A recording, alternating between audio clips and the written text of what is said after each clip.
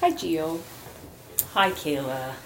I'm really happy to meet you for the first time, and I'm really glad that you're here. Thanks. Tell me a little bit about yourself. I'm Gio.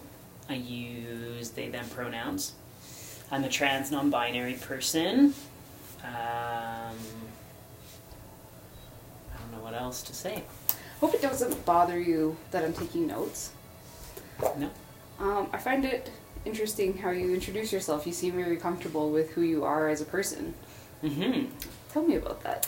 Yeah, very comfortable. But also with they, them pronouns, I feel like if I don't introduce myself, then people are going to assume my gender, so I just get it out of the way right off the bat. How does that feel for you? Depends where. I mean, it felt good here, that's fine. Okay, good. Yeah. So I will use they, them pronouns for you. Thanks. I prefer she, her pronouns, if that helps you. Perfect, thank you. Good. Glad. So what brings you here today? Okay, so a few things. Okay. My brother's coming in on the 12th of October, I think, or the 11th. He is married to a woman named Christine, and they have 3 kids. Oh, wow. So They're busy, hey? Yeah. So I have 3 nieces. The eldest one is Eliana. The middle one is Cassia. And the youngest one, who is like not even a year yet, is Aveline. Aveline.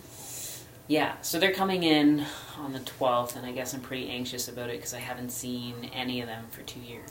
Oh, wow. That's a long time. Mm-hmm. Yeah. So you have your brother and your sister-in-law and 3 nieces coming, and you're feeling anxious about that because you haven't seen them in quite some time. Mm-hmm. Yeah. And what is your relationship with, like, them with? That's a good question. Did I do that? So, relationship with brother is like... so he's my older brother. Okay. He and I have completely different personalities. I say it's black, he says it's white. I say liberals. Actually, no, I say the Green Party, and he says no. Conservative. But we're like, even though we're completely opposites, he's still my older brother. Like, he's still there. I can trust him with anything. If I call him, he's gonna help me. Right. It's just an awkward, good relationship, but like awkward because we don't see eye to eye. Christine. I never liked Christine.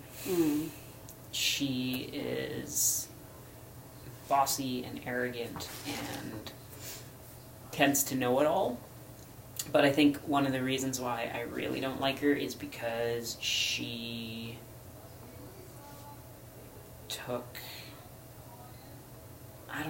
she didn't take my brother away. She just like manipulates my brother to be a little bit more arrogant and aggressive than he typically is. I mean, they're 2 peas in a pod, but I feel like she influences him to be mean and distant from his family. That must be tough. Yeah, it's a weird thing to balance, like pretending to like her so that I have access to my brother. Right.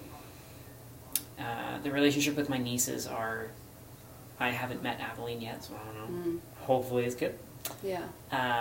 Cassia is Mama's little girl, so she's like really clingy to Mom, doesn't really like other people.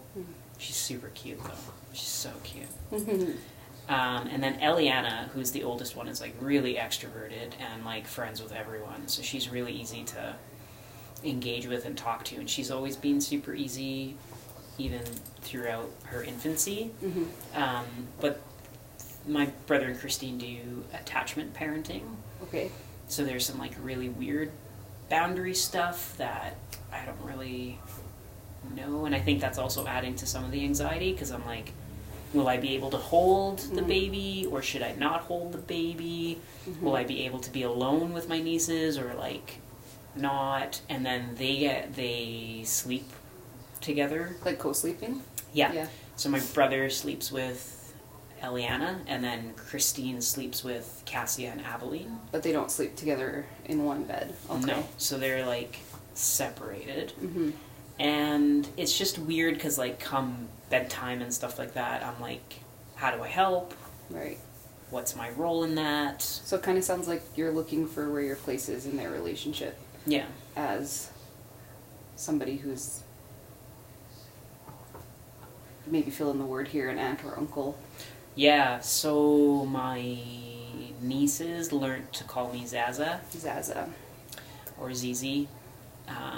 Cassia says Zizi. I think it's easier for her. Mm-hmm. Eliana says Zaza because I think she just likes that. Yeah. Yeah, there's no real, like, term, I guess. They just call me Za or Zaza. Mm-hmm. Well, it seems like there's a lot at play here. Like, Yeah. you haven't seen your brother and sister-in-law and nieces in a long time, and maybe your relationship has changed, and you're, like, kind of, it seems like you're nervous to see how you fit in their relationship, Mm-hmm. especially with the added pressure of not necessarily liking your sister-in-law and then having totally opposite views as your brother, and you think that those views are kind of bumped up by his wife, and those are kind of, it sounds like views that you don't necessarily like. Yeah. Mm-hmm. Mm-hmm. Yeah. Yeah. Yeah. And are they like that with the rest of your family or just you? My mom is like a firecracker. Okay. She's Greek and she's loud and she's opinionative. And if you have different opinions, she's like. Mm-hmm. My dad's Italian, and like everything that you disagree on is like a shot to his heart.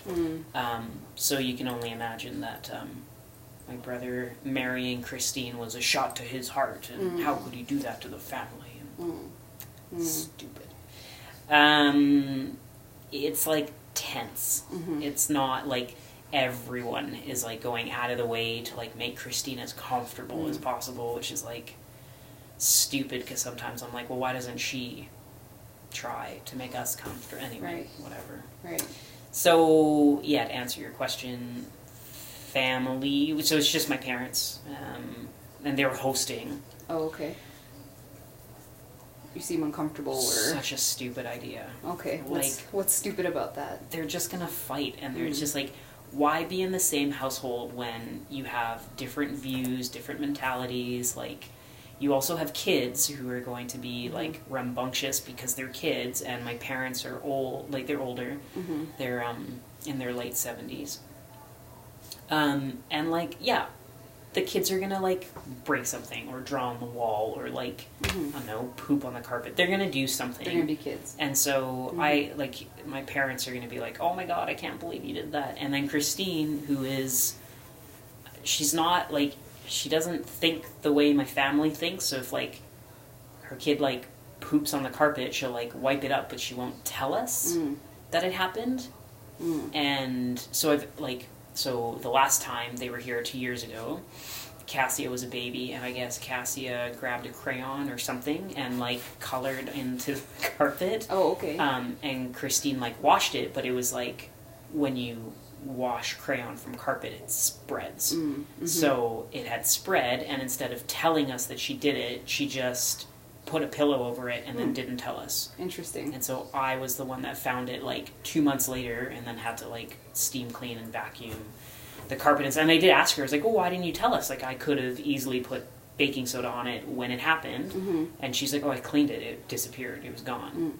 But it didn't. No, not at all. So it's just like, okay, well, it's not gone.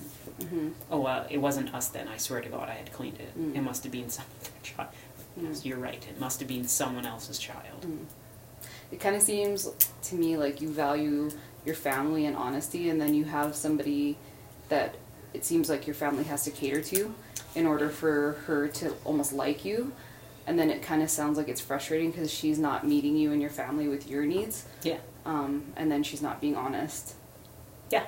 It must be very frustrating and upsetting for you. Yeah, 100%. Yeah, it is. Because I just don't think it's healthy relationship when one person or all people kind of do the things to make something work, and then the other person benefits from other people's actions, but then doesn't reciprocate that compassion or attempt. So yeah, it is totally frustrating. Yeah, I'm sorry to hear that. Thanks. Well, and it sounds like relationships are important to you, and you'd like to have a relationship with Christine that would be one that would match your values. Yeah, 100%. You're right, I do really value family. I think family is really important.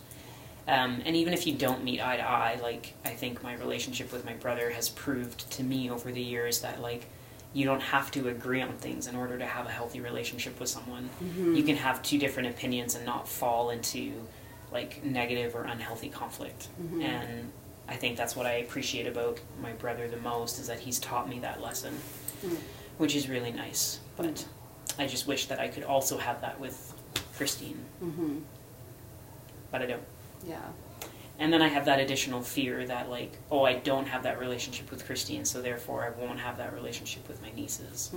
Like, she's gonna withhold me being with my nieces.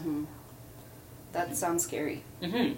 Especially when you have such high value, and, like, the way you spoke about your nieces, about how much you love them and how cute they are.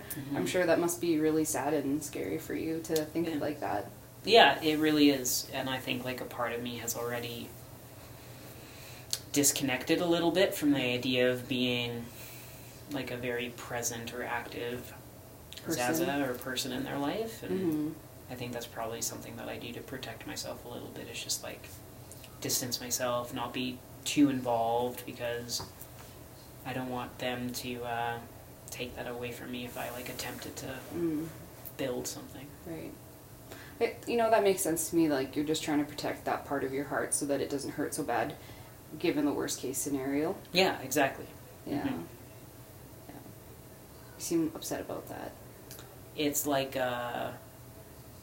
one of those moments where it's like, yeah, I know that's true, but then I said it out loud, and now I feel guilty for withholding from my nieces.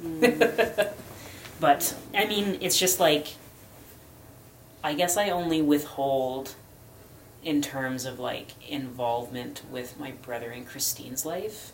But when it comes to my nieces, like, I try to remember their birthdays. I try to, like, order them gifts that I don't use mail anymore. I use, like, eBay, because, like, mailing things from Canada to the States is just a mess. But, like, I try to remember their birthdays, and, like, on their birthdays they always get, like, an edible arrangement, because I know that the girls really love fruit. So it's just, like, I try to remember things and, like, ask my brother, like, okay, well, what are they into now? Like, are they still into this, or are they still watching this, or whatever? So I feel like I am, and I just have to note that distance is going to also play a part in separating us a bit. So I try to be mindful of that too, where I'm like, if I emotionally separate, it's going to be 10 times worse, because there's already that physical separation. Yeah. Well, it's interesting, because I'm hearing you say that you're trying to have distance to protect yourself, and you're also saying how much detail and attention that you pay to their needs and their interests to show that you love and connect with them. Well, I try, right? I didn't do anything for my niece's 5th birthday, but that's because they were supposed to be here. Okay. And we were supposed to have a birthday party for her the last week of August, but then my brother got sick with pneumonia, so they canceled their trip. Oh, okay. And so they said that they were going to rebook their trip, so I didn't do anything for her 5th birthday. Oh, okay. But they're supposed to be here on the 12th, so on the 13th we're supposed to... kind of making up for it. Yeah. I mean, it's going to be a month late, but we'll just celebrate her 5th on the 13th. Yeah. Better late than never, hey? Yeah. I mean, it's not that... Her birthday's on the 28th of September, so I guess it's not that big of a gap. Yeah. It must be like a roller coaster of emotion, because, like, you're expressing that you're having anxiety now about them arriving, so you must have been having this huge build up to them arriving, and then a huge letdown. Yeah. When they didn't come, hey? Totally, yeah. And they were supposed to come the week that I was teaching, and so I was so sad, because I was like, oh, I'm not going to actually get to see them, because I teach from 8. Well, I'm usually there at 8, and then I don't leave until like 4:35. Okay. So by the time I get back to my parents' place, like, they'll be getting ready for bed. Oh, okay. So I was really sad because I'm like, oh, you're here for a week and I don't even get to spend that much time. Yeah. So I'm not happy that my brother got sick, Right. but I was actually happy when he canceled his flight because I was like, okay, good. The next week you come, I'll actually take off work and be able to spend the whole week with my nieces, Yeah. hopefully. Well, that's exciting. Yeah, Yeah, it kind of worked out in a good way in a sense. I know, right? So Yeah. now they're going to be here the week that I already took off anyway, Okay. because I always take the week off either leading up to Thanksgiving or after Thanksgiving, whatever that reading break is. Okay. So it worked out perfectly because I already had the time off, and then he booked in that same week. Mm-hmm. Yeah. Interesting. Yeah. That's great. I know. Get to see them and hang out. Yeah. Play with your little nieces. Yes. That's good. And I'm excited to meet Aveline. Yeah, that must be super exciting. Yeah. Yeah, a year, hey? Wow. She's looks like she's a big baby. Oh, really? So I'm really excited to be, like full set of hair. Oh, wow. Already kind of making weird noises. Hmm. I don't know. She seems pretty cute. Yeah, you seem excited. Yeah. Yeah. I want to meet her. Yeah, that's Yeah. awesome. Yeah. So, what about, other than the family potential conflict, are you feeling anxious about? I think it's just like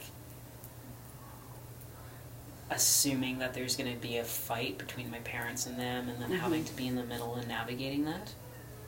But other than that, I'm not really anxious about spending time with them or navigating that. Like, I think I know my brother well enough, and I think I know how to navigate Christine's moods well enough to be like, what do you want? Like, do you want support? Do you not want support? And Christine's pretty good at being like, no, yes, tomorrow, whatever, right? So I just know that I don't take her bluntness personally, and then we just set boundaries in that moment, and like, that's okay. So I'm not anxious about that.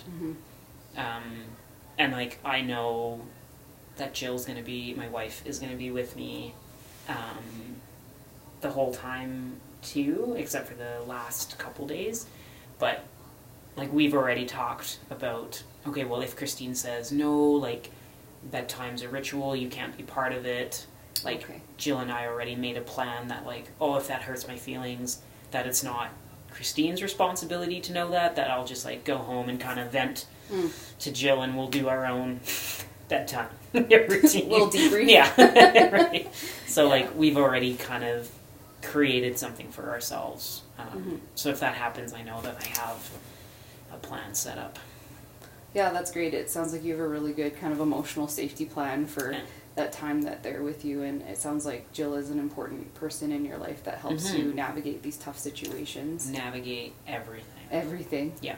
So she's a big important person in your life. Very much, yes. Yeah. Very much.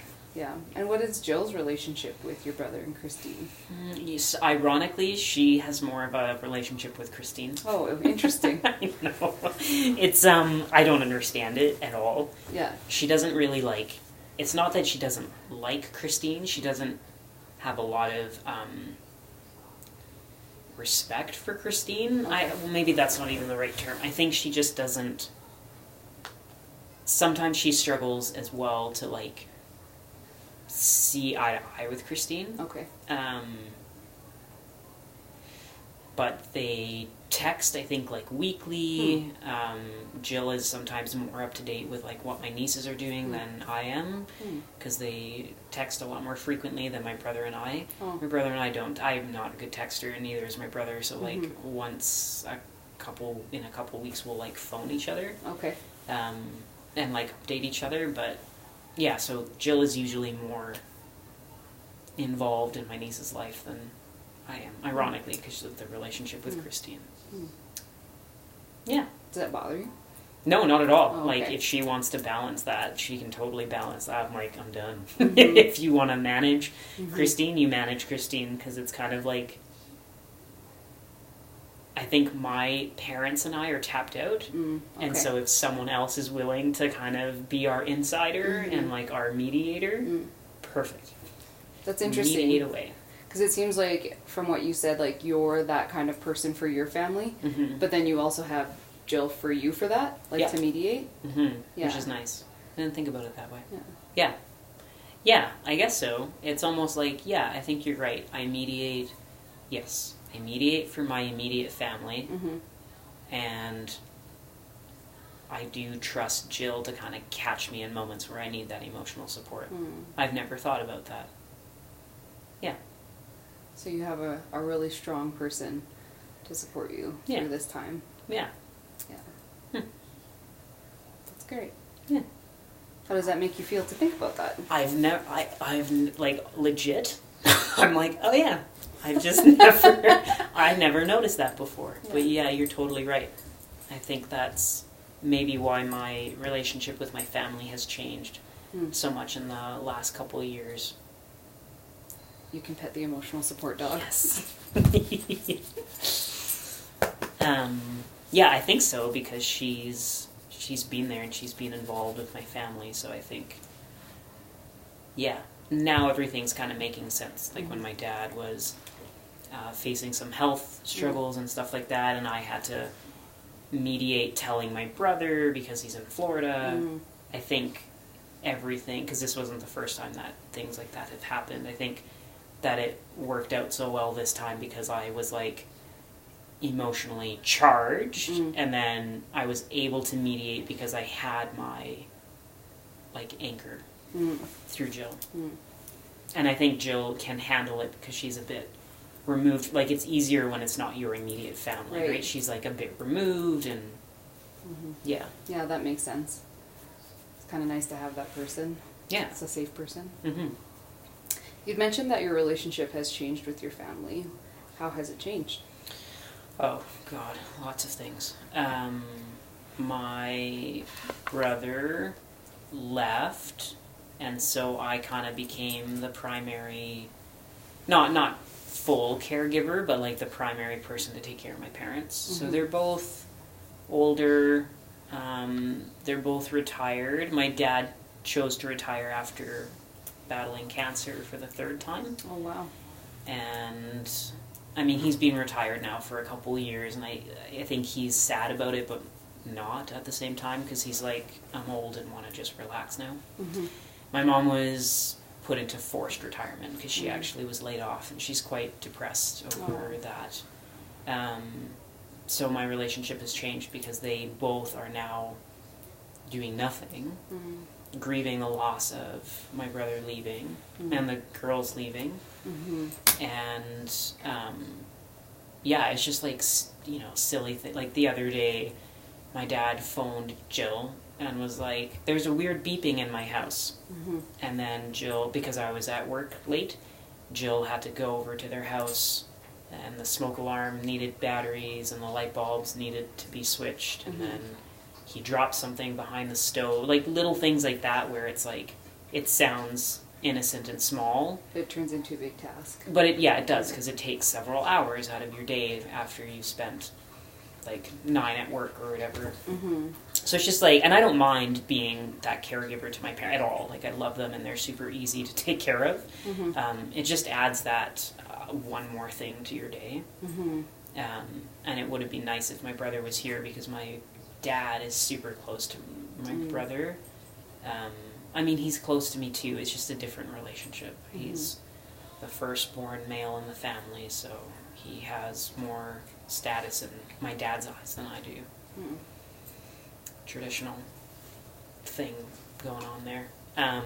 That's interesting. Yeah, it's just like, if we're having a conversation about politics, and my brother's like, yeah, but the Conservatives want us to make more money, and then I say things like, yeah, but I'm about to lose my job because they cut funding, and now we have, 100,000 homeless people, my dad will be like, oh, that sucks, vote Conservative.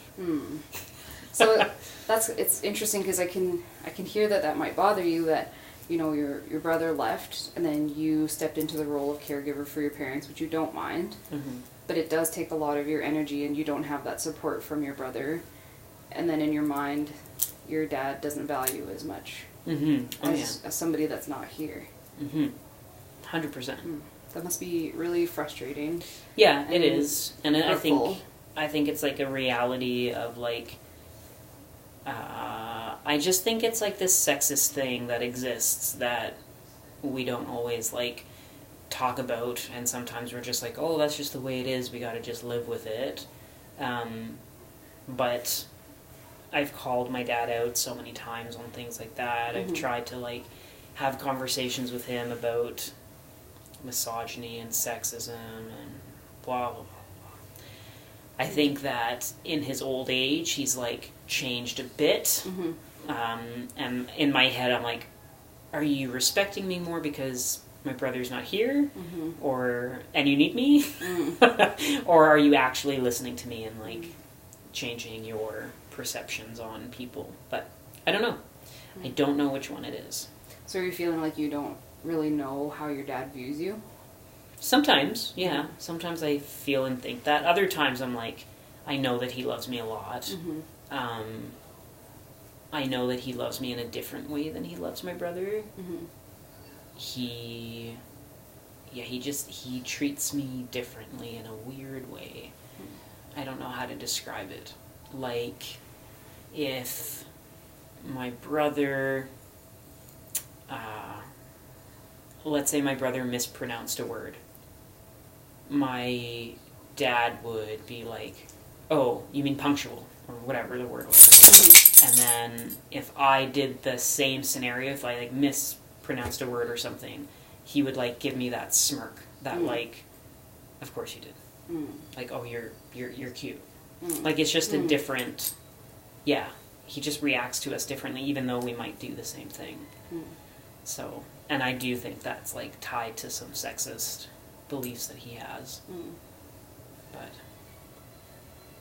what are those sexist beliefs that you think he has? That men are better, that, you know, especially men who are like tall and attractive and lean. Like, he just has this belief that cis men should have more status or have more power or make overarching decisions. Yeah.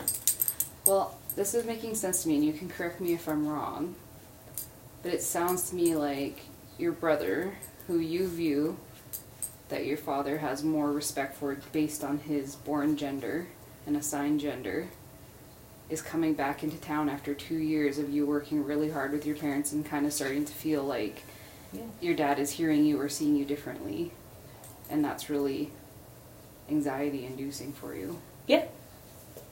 That makes sense to me. It makes sense to me too. Yeah, I mean, like, yes, I think so. I think that maybe, like, subconsciously that is pushing some anxious thoughts for sure. Or at least I can safely assume that right now because it feels right. And I think consciously I don't want to actually believe that. So I, like, maybe project it onto something else, like an easy target like Christine. Yeah. It's easier to feel angry than something else? Yeah, yeah, it's easier to be angry at Christine than disappointed in my dad. Yeah. That's good. You opened my eyes on two things. Two! Well, thank you. That's good. Yeah.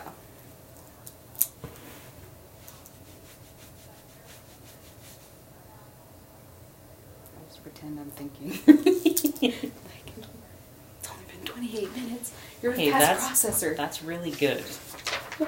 That's really good. Because I legitimately didn't think about either of those things before. Do you think with this thought that's come forward for you that will change some of your reactions in the situation? Yeah, I think so.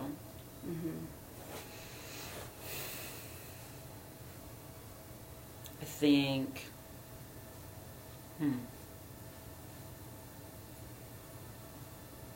I think it would, like, probably ease my anger with Christine.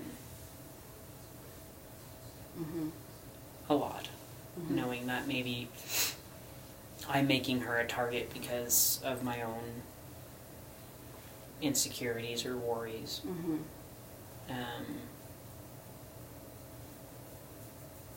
What are some of your insecurities and worries that come up with them returning? Yeah, that like maybe it will be an eye-opener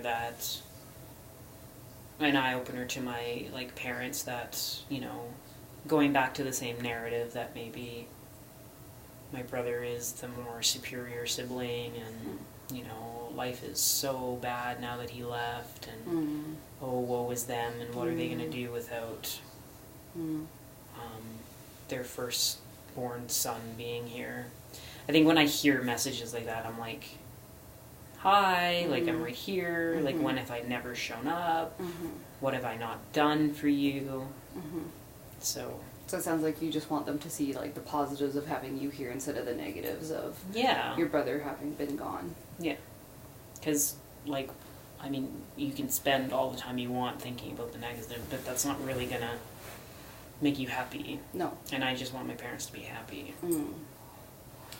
That's a big statement. You just want your parents to be happy and you're willing to do kind of anything for them. Yeah. And then you feel like they're still not happy because of one person not being in their life. Yeah, which, like, makes sense because it's their son. And also their grandkids. Like, it makes sense that they're going to miss them. I get that. But, like, should it be this big thing that causes them to be so unhappy that they can't really enjoy other things? Right. No, like, that's not fair. Yeah. Right? Yeah. You want them to have fulfillment as well. Yeah. So it sounds like you're seeing your parents suffer and you're feeling all of these complex and big feelings along with the feelings you're having for your parents of wanting them to be happy, and then your brother coming back and it kind of stirs all of that up again. Yeah. You'd mentioned a few times too of like your dad being sexist, and I find it interesting as you feeling like a gender neutral person and not identifying as being female but being treated like that with your dad. All the time. Yeah. Yeah, he doesn't use my name, he uses my birth name, which is like, I guess it's weird because I don't respond like the, I don't want to say average or normal trans person, just like there's this general feedback from trans community about their dead name, and like I don't feel like there's any part of me that's dead, including the name that I was given at birth. Okay. And so when my dad uses my birth name, it's like, it's not like a, oh man, it's more of just like, you're refusing to grow with me, and I can't change the fact that you're, you know, in your 70s and just not wanting to get it. Like, I can't do anything about that. And also I was named after my grandma, so that when my parents do call me that, there's also this moment of like endearment and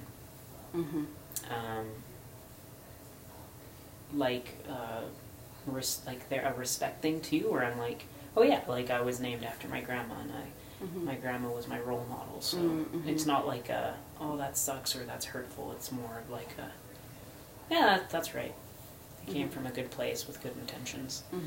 I don't feel like that part of me is dead in any capacity.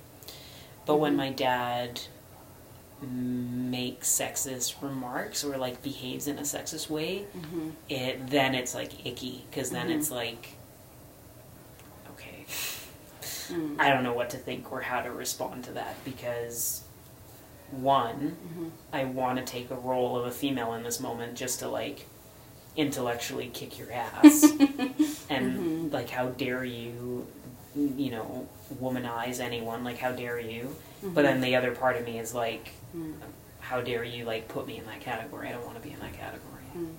So yeah, it's like a weird internal juxtaposition. Oh yeah, it's so awkward, and it happens in so many other areas too. Like I do CrossFit, and most of the time when I'm doing CrossFit, there's this like term called RX. So when you do the prescribed workout, And most of the time, the people who are doing CrossFit don't do the prescribed workout because it's harder and heavier and faster and blah, blah, blah. And like most people, anyway, it doesn't matter. Some of them I do, some of them I really can't. But in those moments where I know a workout's going to be really hard, I'll try my best to RX the men's weight or the men's like scale, just because if I'm good at it and I'm good at those movements, like why not? But for like the heavy lifting ones or anything else, I'll RX the women's side. And sometimes there's this moment of like, so in the class that I usually go to after work, there's like 6 common dudes that go, and I know them all, and they're all sweethearts.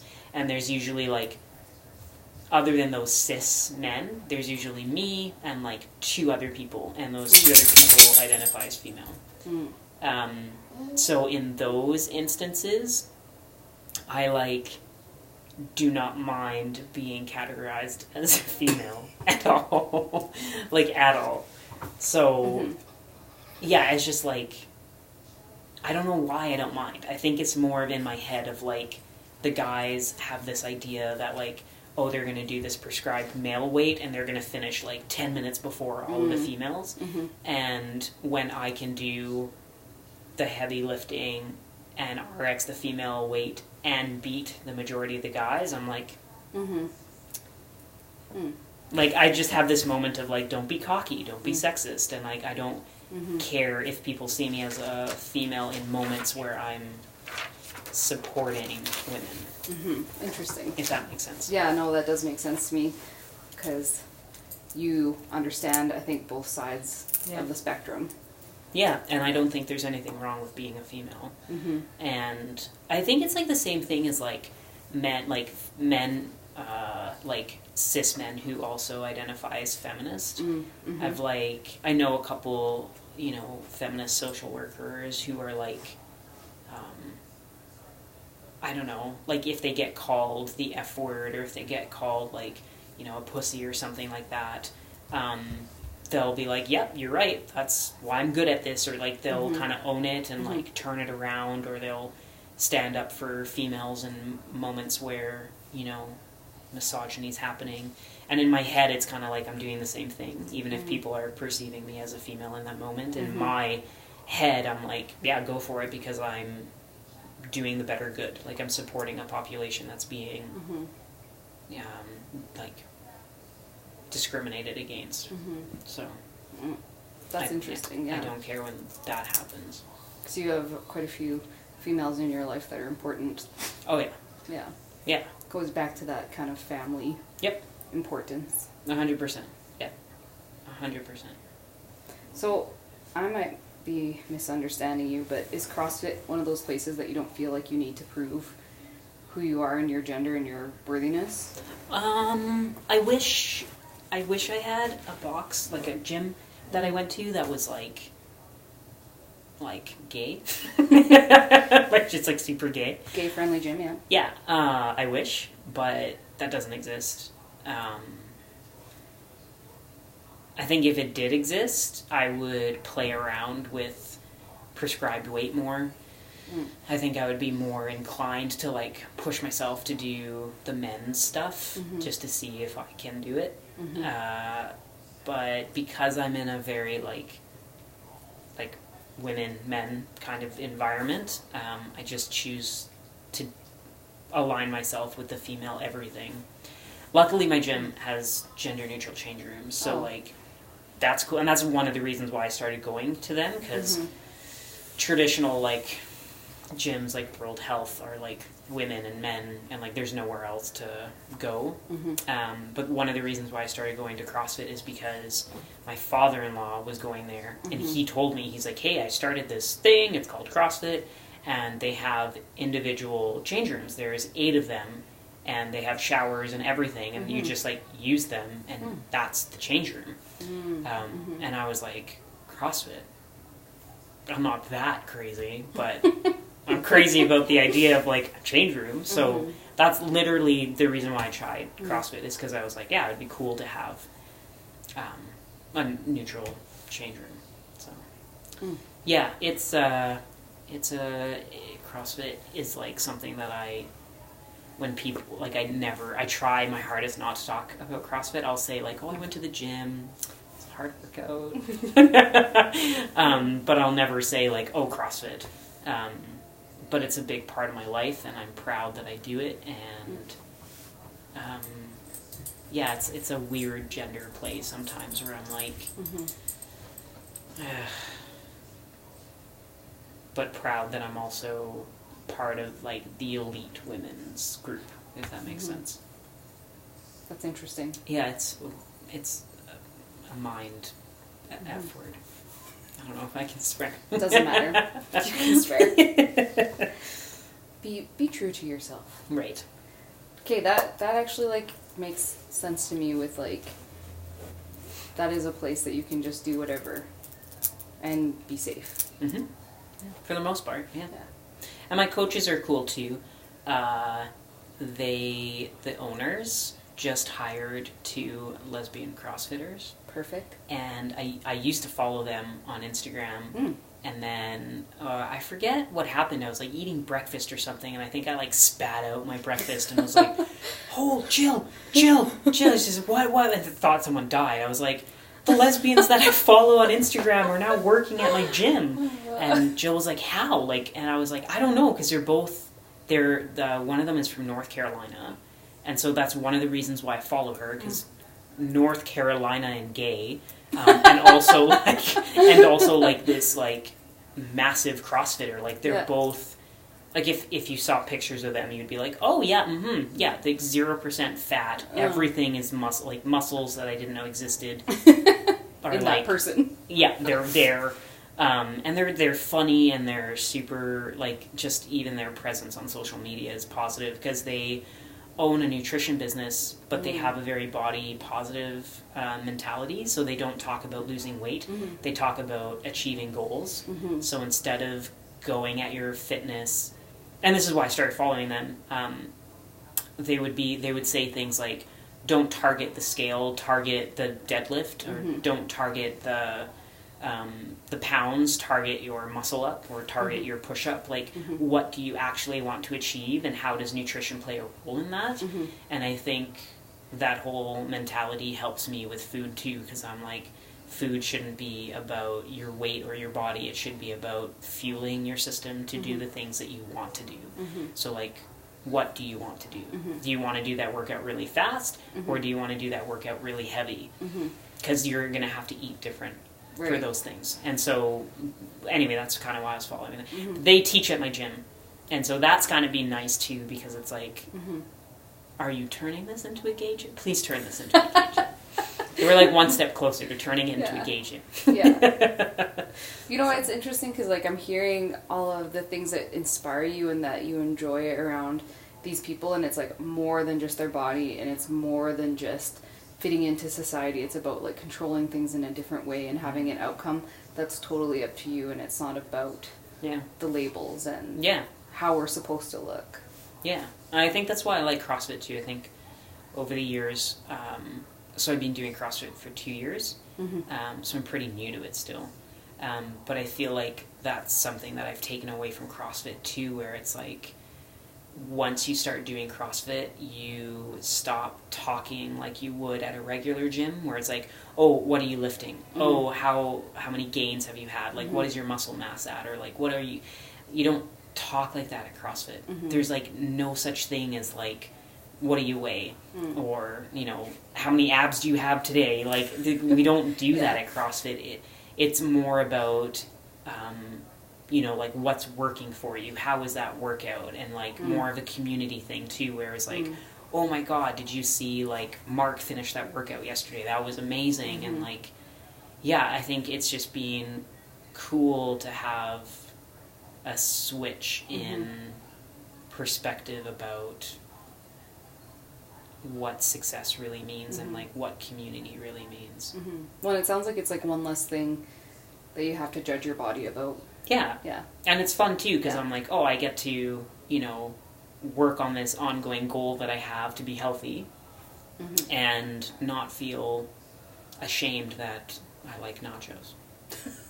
you know? Yeah. Like, It's I that get balance, yeah. I get that. Like, I still get to eat nachos when I'm having a crappy week because whatever, I'm tired, but I still get to do this really And cool nachos are workout. delicious. They are so good. So good. So good. Yes. Makes 100% sense to me. Yeah. Yeah. Well, it sounds like there's a lot going on between your brother coming and the way that your dad views you, but it sounds like you also have a really positive space in your life of CrossFit that can Yeah. give you an outlet and a place to belong and make you feel like you Yeah. don't need to try to be someone else. Yeah. And I think, like, in this conversation, too, it's been nice to, like, reflect on, oh, yeah, like, there's more to my life than just this one thing, right? So my brother's coming, but that doesn't mean, you know, my friends are going to suddenly disappear and CrossFit's suddenly going to disappear and I'm going to spend 24/7. And you're alone with them. Yeah, Yeah. like, it was nice to also remind myself, like, oh yeah, like, there's so much other things happening that are going to be... Something to look forward to and Yeah. keep you balanced. Yeah, And yes. you got Jill, so My anchor. Yeah. Yes, I do. well, that's great. Is there anything else that you want to talk about today? No, this was great. Okay, perfect. So I'll meet you again same time next week. Yeah, for sure. Perfect. Thanks, Gio.